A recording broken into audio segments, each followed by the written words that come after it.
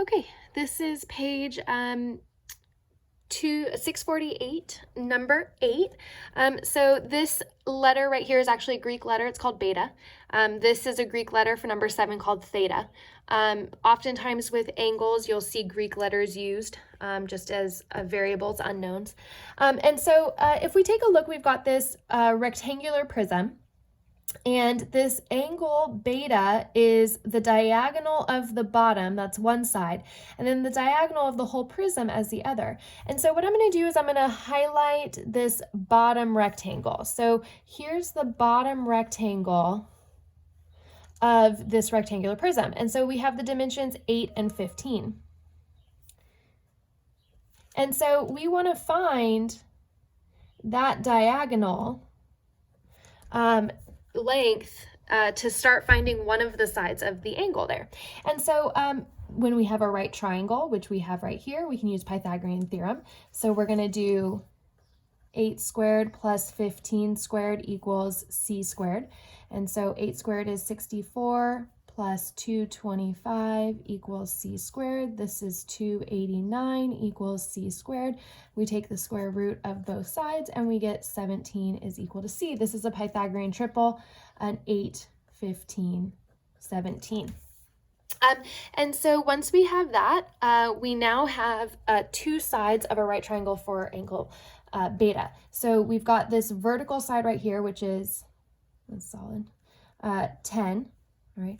And then we go across the bottom of the, right here, across the bottom side, that diagonal, which we just found is 17.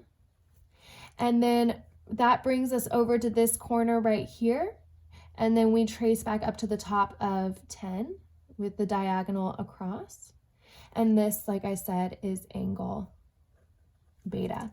And so if we're taking a look at this right triangle, again, let me trace it on the image. We go down right here for 10. We go across the diagonal, across the base, which we found was 17.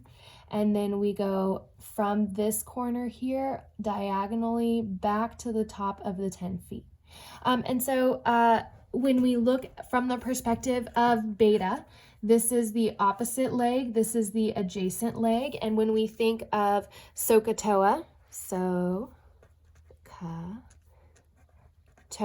which of the three trig ratios do we use? We're using OA, that is TOA.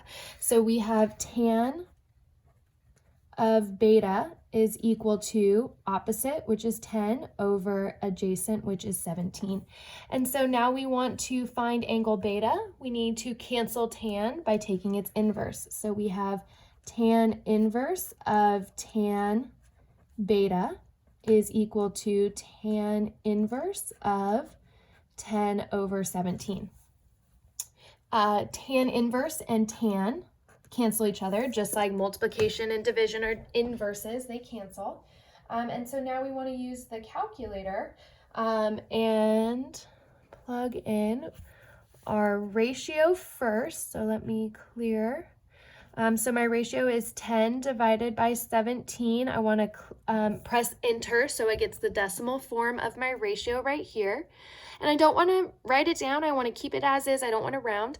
And then I want to apply the tan inverse. So we have our second button already applied, and then we're going to hit that tan inverse button, and we get 30.46. It says in the directions to round to the nearest whole unit. So the 4 tells the 30 to stay the same. So this is beta is about 30 degrees.